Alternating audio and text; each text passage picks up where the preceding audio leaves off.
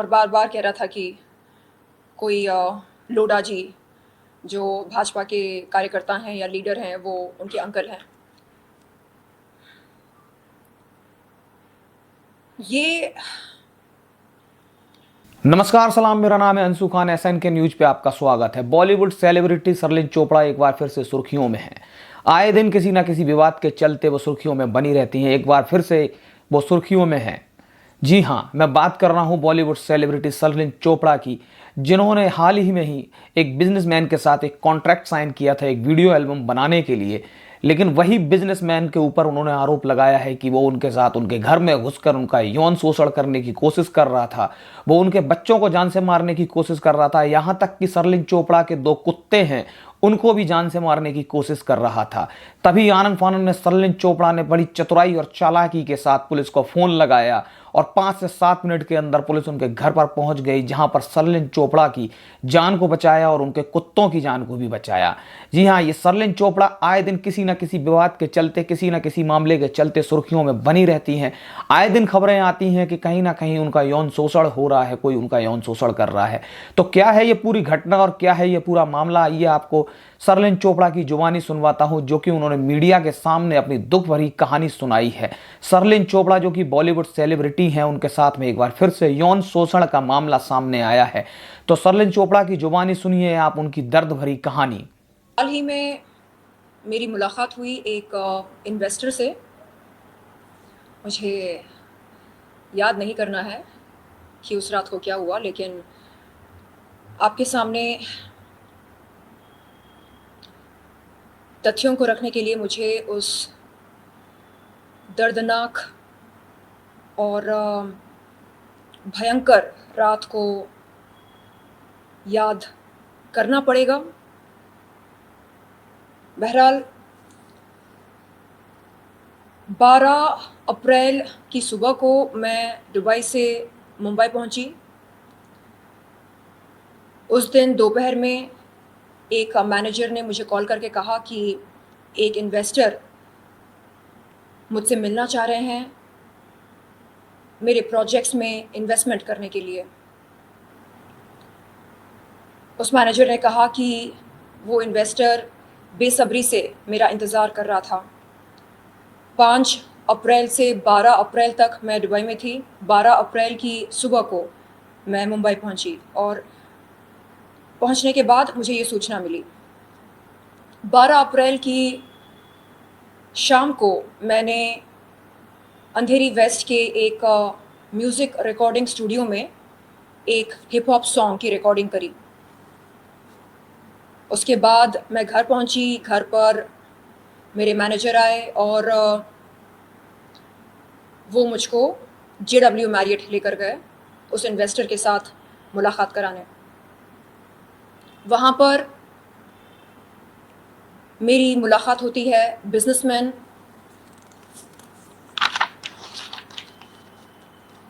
सुनील पारसमणि लोढ़ा से, जिनका नाम FIR में मौजूद है। सुनील पारसमणि लोढ़ा, और ये रहते हैं मलाड में।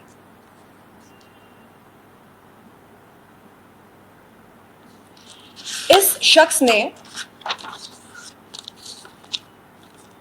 मुझसे मिलते ही मेरी तारीफ करना शुरू करी। कहा कि ये मेरे बहुत बड़े फ़ैन हैं, मेरे प्रोजेक्ट्स के साथ जुड़ना चाहते हैं। इन्होंने टोकन अमाउंट के तौर पर एक पेमेंट करी मैनेजर को, और उसके अलावा गुड लक के तौर पर एक पेमेंट करी मुझको। मैंने उनसे कहा कि टोकन अमाउंट और गुड लक अमाउंट दोनों को मिलाकर मैं एक अबव एवरेज म्यूज़िक वीडियो नहीं बना पाऊंगी। मैंने कहा कि मेरे म्यूज़िक वीडियो का बजट 15 लाख से 20 लाख के आसपास है। उन्होंने कहा कि मैं इस टोकन अमाउंट को स्वीकार करूं और बाकी की फंडिंग वो बाद में करेंगे मेरे अकाउंट में। बहरहाल हमारी बातचीत चलती रही उस रात लगभग 12:30 बजे के आसपास, और उसके बाद मैंने उनसे कहा कि मुझे निकलना है, घर पहुंचना है, क्योंकि सवेरे जल्दी उठना है। उन्होंने कहा कि उनके पास उस समय ड्राइवर नहीं था, तो मैंने उन्हें लिफ्ट ऑफ़र करी। मैंने कहा कि मेरा ड्राइवर मुझे पहले घर छोड़ेगा, उसके बाद उन्हें उनके घर छोड़ेगा।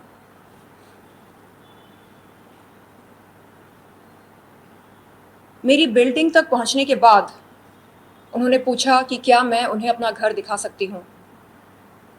मैंने कहा श्योर, व्हाई नॉट। और हम मेरे घर में दाखिल हुए।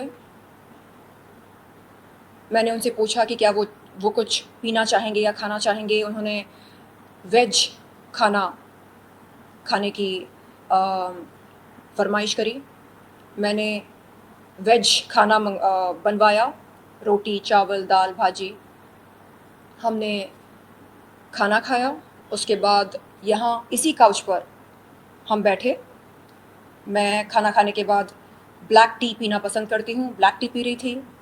वो बात कर रहे थे। बात करते करते उन्होंने मेरे चेस्ट को छुआ।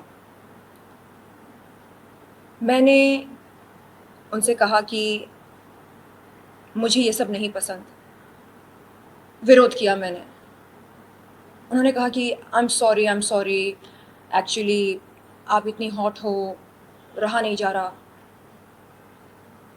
आई सेड मैं तो हॉट हूँ, लेकिन कहाँ लिखा है मेरे माथे पर कि मैं पब्लिक प्रॉपर्टी हूँ, आप जब चाहे जहाँ चाहे छू सकते हैं? ऐसा कुछ लिखा है क्या? तो नहीं नहीं नहीं, आप मुझे गलत समझ रहे हैं, आई एम सॉरी।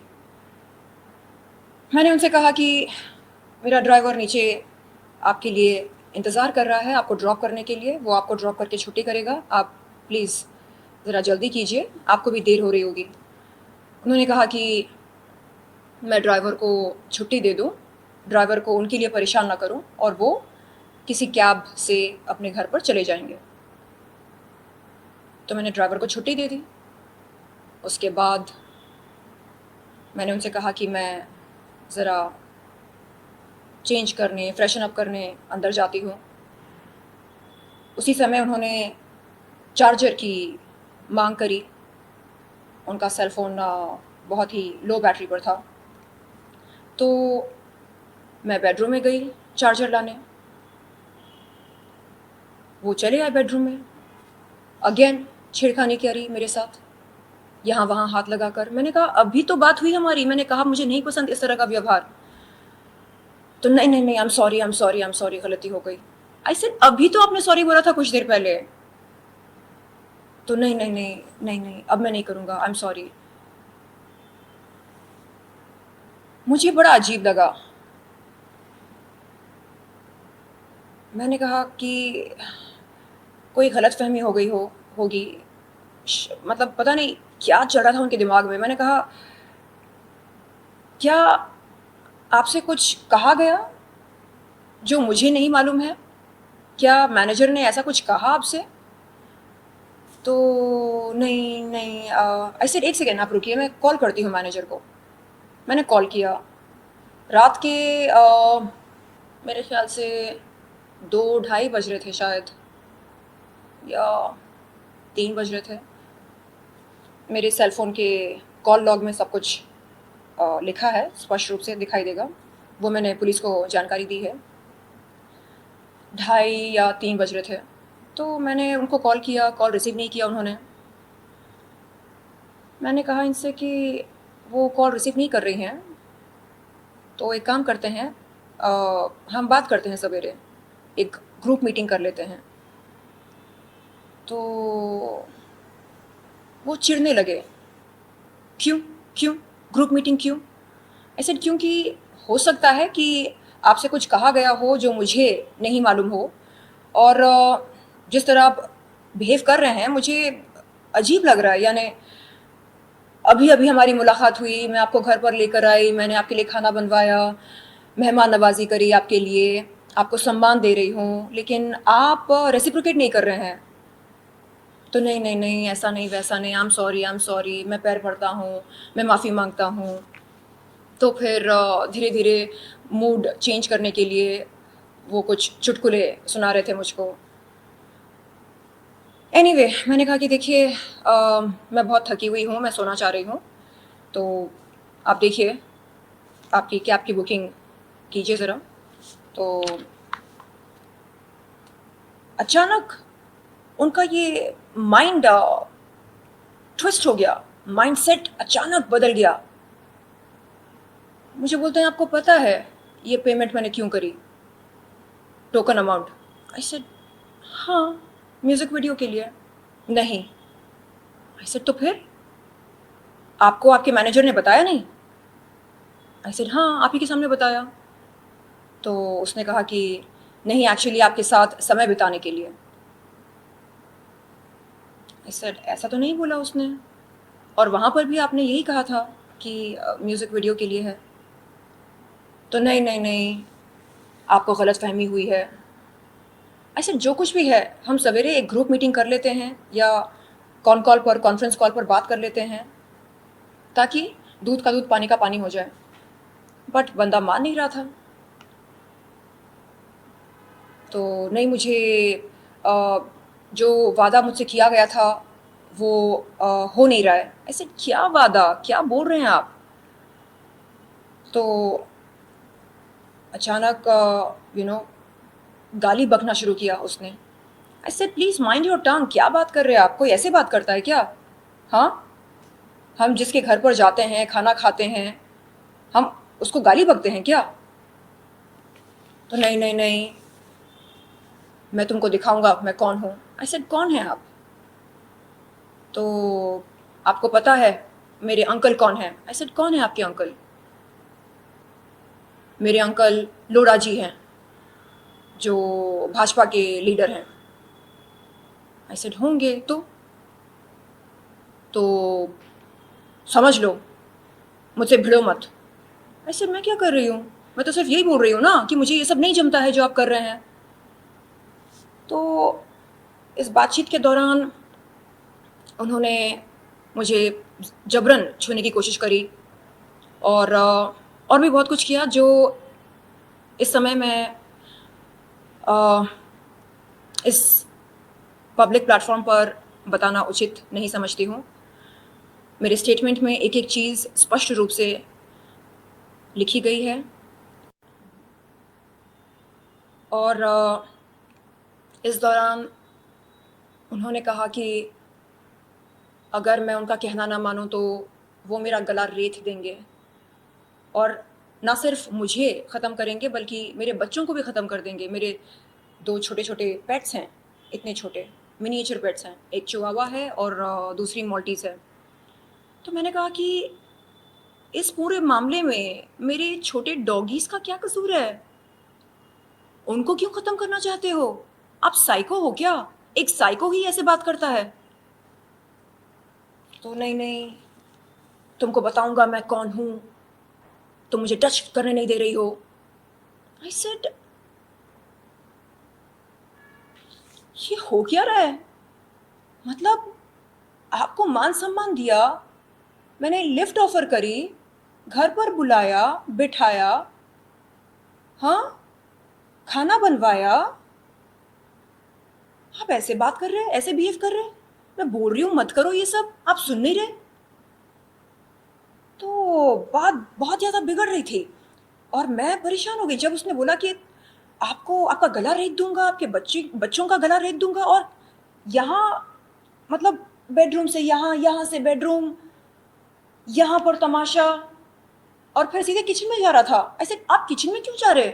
उनके पीछे पीछे गई, ड्रॉर्स खोल रहे थे, और जैसे ही मैंने देखा कि उनका हाथ एक छुरी की तरफ बढ़ रहा था, मैंने उस ड्रॉर को तेजी से बंद कर दिया।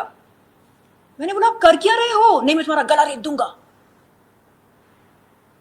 मैं घबरा गई, और मेरे हाथ में सेलफोन था, उनको बताए बगैर चुपके से मैंने 100 नंबर डायल किया और उनको ये बोला कि 1 सेकेंड आप होल्ड करो, आप ज़रा शांत हो जाओ, मैं कॉल करती हूँ मैनेजर को, हो सकता है इस बार वो मेरा कॉल रिसीव कर ले और वो आ जाए, एक जॉइंट मीटिंग हो जाएगी हमारी। तो मैंने इस तरह से बात करी पुलिस से जैसे मैं पुलिस से नहीं बल्कि अपनी सहेली से, अपने किसी मित्र से बात कर रही हूँ। तो मैंने कॉल करके बोला, हाँ अच्छा सुनो, अच्छा मैं शर्लिन बोल रही हूँ, अच्छा तुम्हें पता है ना मैं कहाँ रहती हूँ, जुहू में। तो मैंने एड्रेस उसको सुनवाया और वहाँ पर पुलिस महिला ऑफिसर कह रही थी, ये पुलिस है, ये पुलिस है, आपने क्या गलत नंबर डायल किया, ये पुलिस है। मैंने कहा हाँ हाँ हाँ मैं जानती हूँ, मैं जानती हूँ। उनको मैं बताना चाह रही थी कि हाँ मैं जानती हूँ कि मैंने पुलिस को कॉल किया, तो आप प्लीज़ जल्दी आइए यहाँ पर, क्योंकि जिस मित्र से आपने मिलाया मुझको वो मुझे ख़त्म करना चाह रहे हैं, मेरे बच्चों को ख़त्म करना चाह रहे हैं, आप प्लीज़ जल्दी आइए, मैं बहुत परेशान हूँ। तो इतनी जानकारी काफ़ी थी पुलिस को मेरी मदद करने के लिए। उसके बाद मैंने तुरंत लाइन काट दी क्योंकि वो मेरा फ़ोन छीनना चाह रहे थे। और मैं धन्यवाद देती हूँ मुंबई पुलिस को जो मेरे कॉल करने के 5 से 7 मिनट में पुलिस यहाँ पर पहुँच गई और उस बंदे को वैन में बिठाया और पुलिस चौकी लेकर गए। उसके कुछ देर बाद मैं भी जुहू पुलिस चौकी पर पहुँची। आज भी जब उस हादसे को मैं याद करती हूँ तो मुझे लगता है कि अगर मुंबई पुलिस टाइम पर नहीं पहुँचती तो पता नहीं मेरा क्या हश्र होता।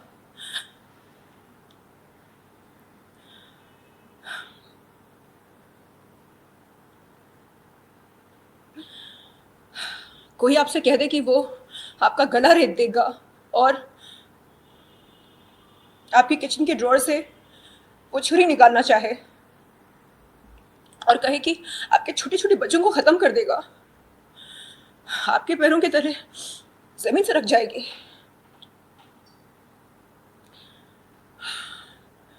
बहरहाल चालाकी से मैंने पुलिस को कॉल किया और उसे मालूम नहीं होने दिया। पुलिस के आने से पहले मैंने उसको बताया कि तैयार हो जाओ, आने ही वाली है। उसने बोला कौन, तेरी मैनेजर? मैंने बोला नहीं, मुंबई पुलिस। तो फिर वो हंसा, उसने बोला कि तू पागल है क्या, तुझे क्या लगता है तू मेरे खिलाफ केस करेगी, मुझे अंदर करेगी, अंदर कराएगी? मैंने बोला हाँ ऐसा लगता है मुझे और ऐसा होना भी चाहिए। तो उसने कहा कि नहीं नहीं ऐसा कुछ नहीं होगा, मेरे बहुत हाई लेवल कॉन्टैक्ट्स हैं। और बार बार कह रहा था कि कोई लोढ़ा जी जो भाजपा के कार्यकर्ता हैं या लीडर हैं वो उनके अंकल हैं। ये मेरे लिए एक बहुत ही दर्दनाक अनुभव रहा है। उस दिन 13 की सुबह को यानी कल सवेरे जब मैं पुलिस के पास गई, मैंने कहा वहाँ के एसआई से, senior inspector Ajit Kumar sir से, मैंने कहा सर पता नहीं आप मेरे बारे में क्या सोचते होंगे, आप सोचते होंगे ये लड़की आ जाती है बार बार कोई नई शिकायत लेकर, कभी इसने छेड़ा, कभी उसने छेड़ा, कभी इसने ये किया, कभी उसने वो किया। मैंने बोला सर मुझे नहीं पता आप मेरे बारे में क्या सोचते हैं, बट जब जब मेरे साथ गलत होता है मैं पुलिस को ही याद करती हूँ और कहाँ जाऊँ, मेरे ऑप्शंस क्या हैं, किसको कॉल करूँ? तो उन्होंने बोला कि नहीं ऐसा नहीं है कि हम आपके बारे में गलत सोचते हैं या बुरा सोचते हैं, और वैसे भी हम क्या जो सोचते हैं हम मतलब हमारे सोचने से क्या क्या होगा, आपको इंसाफ चाहिए तभी तो आप यहाँ पर आई हैं, और इंसाफ हम नहीं दे सकते। इंसाफ देने का काम न्यायालय का होता है, जुडिशरी का होता है, तो ये निर्भर नहीं करता कि हम क्या सोचते हैं क्या नहीं। मैंने बोला नहीं निर्भर करता है, मेरे लिए करता है आप मेरे बारे में क्या सोचते हैं, क्योंकि अगर आप मुझे सीरियस नहीं लेंगे तो फिर आप इन्वेस्टिगेशन कैसे करेंगे, सबूत कैसे इकट्ठे करेंगे। बहरहाल उन्होंने मेरा स्टेटमेंट रिकॉर्ड किया और ये एफआईआर दर्ज करी।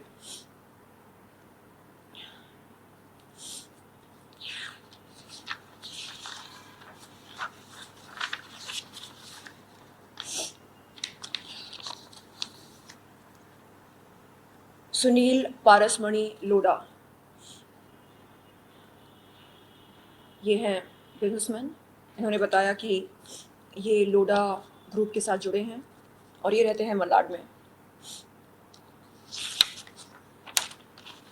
मैं चाहती हूँ कि जल्द से जल्द मुझको इंसाफ मिले और पुलिस स्टेशन में पुलिस वालों के सामने इस बंदे ने मुझको गाली बकी, अभद्र भाषा का इस्तेमाल किया और मैंने पुलिस से कहा कि ये क्या हो रहा है? आप कानून के रक्षक हो और आपके इस स्टेशन में, कार्यालय में कानून की धज्जियां उड़ाई जा रही है, तो ये क्या है? ये तो बहुत अजीब विडंबना है। यानी एक बंदा, एक आरोपी पुलिस के सामने खड़े होकर पुलिस स्टेशन में एक पीड़ित महिला को गाली बकता है। क्या कहा जाए? मेरे ख्याल से ये जो इन लोगों के सरों पर पावर का नशा चढ़ा होता है, ये उसका परिणाम है। तो इनके जो अंकल हैं, जैसा कि ये दावा करते हैं, कोई लोढ़ा जी जो भाजपा के कार्यकर्ता हैं या लीडर हैं, अगर उसके इस दावे में सच्चाई है तो वो लोढ़ा जी,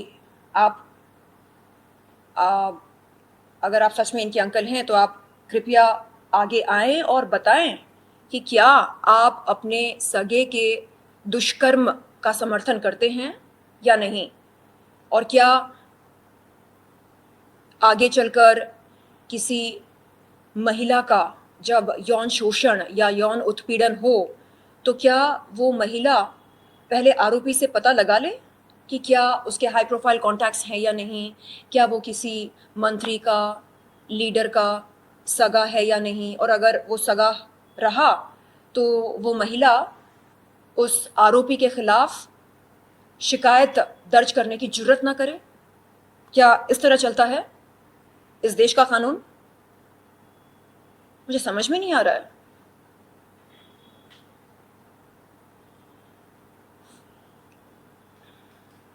यानी जब मेरे साथ ऐसा हो सकता है तो मैं ये सोचती हूँ कि आम महिलाओं के साथ क्या कुछ नहीं होता होगा, और बेचारी महिलाएं आगे नहीं आती होंगी ये सब बताने के लिए। उन्हें लगता होगा कि क्या फ़ायदा ये सब बताकर।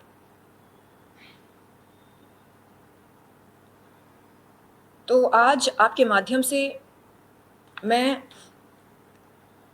उन तमाम पीड़ित महिलाओं को ये संदेश देना चाहूँगी कि आप अकेली नहीं हैं, मैं आपके साथ हूँ। आपके लिए मैं क्या कर सकती हूँ, क्या नहीं, ये वक्त बताएगा। लेकिन हाँ, आप याद रखें कि आप अकेले नहीं हैं और इंसाफ की गुहार लगाना हमारा संवैधानिक हक है। अगर आपके साथ कुछ गलत होता है, आप प्लीज़ जाइए, नज़दीकी पुलिस चौकी पर जाइए और शिकायत दर्ज करें। और जो वहाँ के SHO होते हैं उनसे आप ये मांग करें कि तत्काल FIR दर्ज हो और एक्शन लिया जाए। मुंबई पुलिस को मैं फिर से धन्यवाद देना चाहूँगी जो कल सवेरे लगभग 3:45 AM, 3:46 या 3:47 AM मेरे कॉल करने की, मैंने उनको कॉल करी थी 3:40 सुबह के 3:40 को, और 5 से 7 मिनट में पुलिस यहाँ पर हाजिर हो गई थी। अगर पुलिस ने देरी करी होती तो मुझे नहीं पता मेरा क्या हश्र होता। मैं स्ट्रांग हूँ, लेकिन ये जो लोग साइको होते हैं, जो ख़त्म करने की बात करते हैं, इनके हाथ में कुछ भी आ जाए ये उसे अपना हथियार बना लेते हैं। जैसे उस शख्स ने मेरा वो award, Dada Saheb Phalke icon award, उस अवार्ड को अपने हाथ में लिया और मेरे सर पर मारना चाह रहा था। जैसे तैसे मैंने उसको रोका, बोला ये मेरा अवार्ड है, इसके साथ खिलवाड़ मत करो। फिर यहां से वो किचन में गया छुरी की तलाश में। मतलब अगर कोई मुझे हाथ लगाना चाह रहा हो, मेरे साथ यौन शोषण करना चाह रहा हो, मैं उसे चुपचाप करने दूं, उसका विरोध ना करूं? और अगर विरोध करती हूं तो वो ये धमकी देता है कि मेरा गला रेत देगा, मेरे बच्चों की मेरे बच्चों की जिंदगी खत्म कर देगा। ये कैसा गुंडा राज है, मेरी समझ के बाहर है।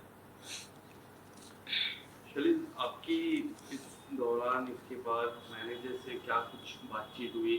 क्या आपने बताया कि वो दावा कर रहे थे कि जो बॉन्ड साइन हुआ है, नहीं नहीं, इस कोई तरह की कोई कोई एग्रीमेंट बातचीत आपकी? नहीं नहीं, कोई एग्रीमेंट साइन नहीं करी हमने। पुलिस ने उनको भी बुलाया, उन्होंने भी अपना बयान दिया और उन्होंने कहा कि जो इन्वेस्टर हैं, ये आरोपी सुनील पारसमणि लोढ़ा, इन्होंने ये जाहिर किया था उनसे कि वो मेरे प्रोजेक्ट्स में फंडिंग करना चाहते हैं। वो इसलिए क्योंकि वो मेरे बहुत बड़े फ़ैन हैं और मेरे प्रोजेक्ट्स के साथ वो जुड़ना चाहते हैं।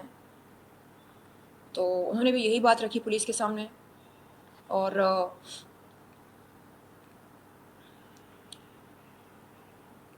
उनको नहीं मालूम था कि उस मुलाकात का ये अंजाम होगा। तो मैं ख़ुद को खुशनसीब मानती हूँ जो आज मैं ज़िंदा हूँ आप सबके सामने। अगर उस भारी अवार्ड से उसने मेरे सर पर दे मारा होता या छुरी उसके हाथ में आ जाती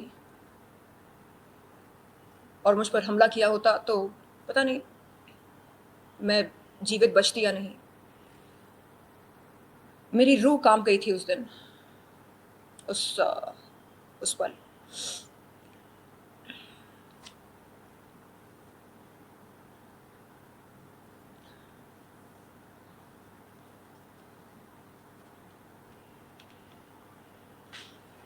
मैं आज भी ये पूछती हूँ खुद से कि मेरी गलती क्या थी। शायद गलती ये थी कि उसे मैंने अपने घर में दाखिल होने दिया।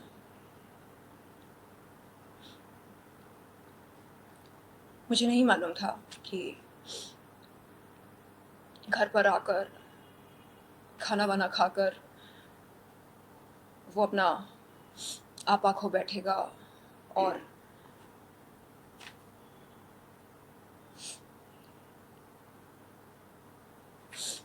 बदसलूकी करेगा।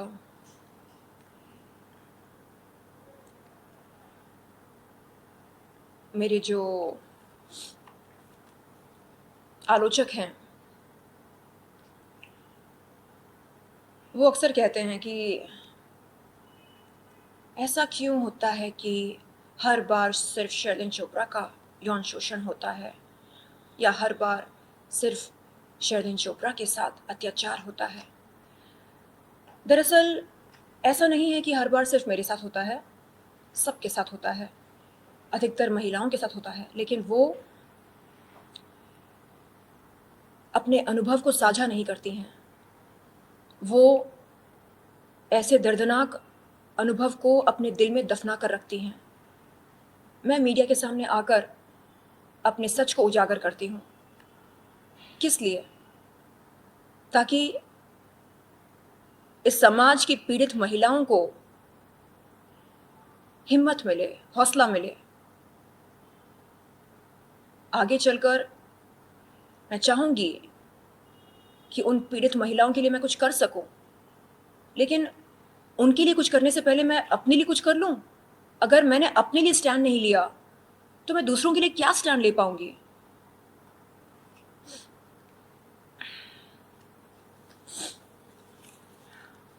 जी, आपके कुछ सवाल हैं?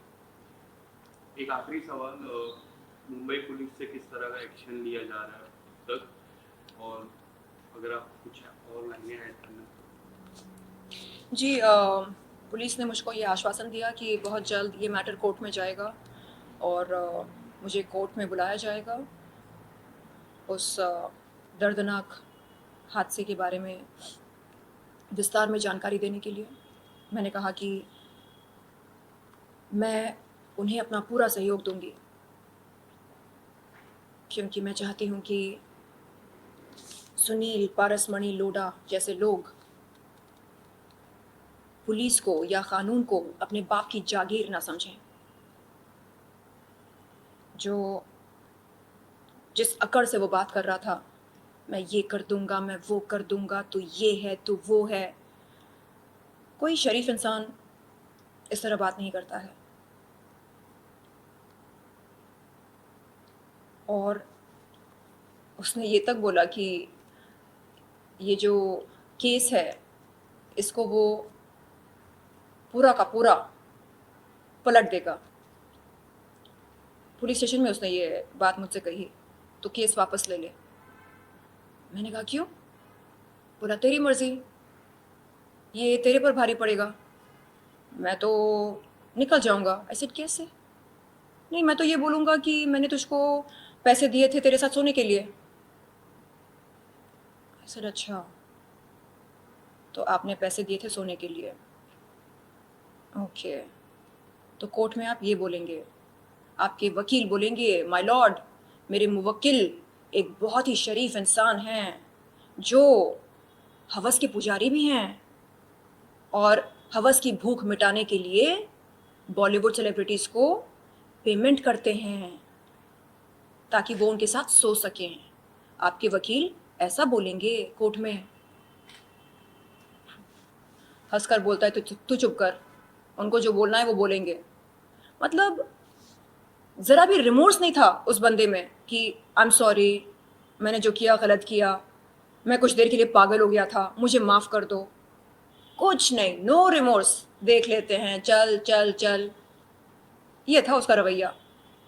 तो ये इस तरह का जो एटीट्यूड है, दादागिरी, ये कहाँ से पैदा होती है? उसको पैसों का गुरूर है या उसको इस बात का गुरूर है कि उसका अंकल कोई भाजपा कार्यकर्ता है या लीडर है? जो कुछ भी है, मेरा सवाल आज आप सबसे ये है कि क्या कानून या पुलिस किसी के बाप की जागीर है? नहीं ना, हम सब के लिए पुलिस एक समान है। तो फिर ये गुंडाराज क्यों, ये दादागिरी क्यों?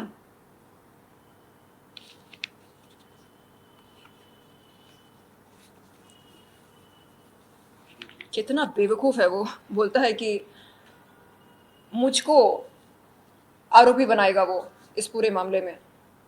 क्या कहकर? ये कहकर कि उसने पैसे दिए मेरे साथ सोने के लिए। अरे मैं पूछती हूँ, संविधान में हाँ ऐसी कौन सी धारा है जो किसी महिला को जबरन किसी पुरुष के साथ या किसी के साथ भी सोने पर मजबूर करता है? कौन सी धारा है वो? बेवकूफ कहीं का, मुझ पर झूठा आरोप लगाने चला। ठीक है, तेरा ये स्टैंड है तो बोल तेरे वकील को कि तेरा केस लड़े इसी स्टैंड पर। तो ये बोल रहा है ना कि तू ऐसा करेगा वैसा करेगा, ये बोलेगा कि तूने पैसे दिए सोने के लिए। चल, अब तू ये केस लड़ कोर्ट में, बता कोर्ट को, बता वो धारा कौन सी है संविधान में जो ये कहती हो कि महिला को जबरन किसी भी पुरुष के साथ या किसी इंसान के साथ सोना ही पड़ेगा अगर पुरुष चाहे तो। कौन सी धारा है वो जरा बताओ। कितने बेवकूफ लोग होते हैं जिनको लॉ की कोई समझ नहीं होती है। अरे ये देखो,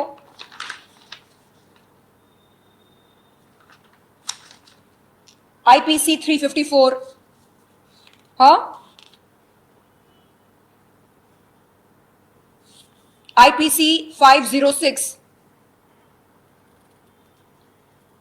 IPC 509, ये गंभीर धाराएं लगी हैं और उसको मजाक सोच रहे हैं। मतलब उसके दिल में कोई भी डर नहीं है, ना कानून का ना पुलिस का। तो ऐसे लोगों के बारे में जानना बहुत जरूरी है। ये जो साइकोपैथ होते हैं हमारे समाज में, जिन्हें लगता है कि महिलाओं के साथ यौन शोषण करना उनका जन्मसिद्ध अधिकार है, ऐसे लोगों को उजागर करना, इनके बारे में जानकारी मीडिया को देना बहुत जरूरी है, ताकि आगे चलकर कोई दूसरी महिला इनका शिकार ना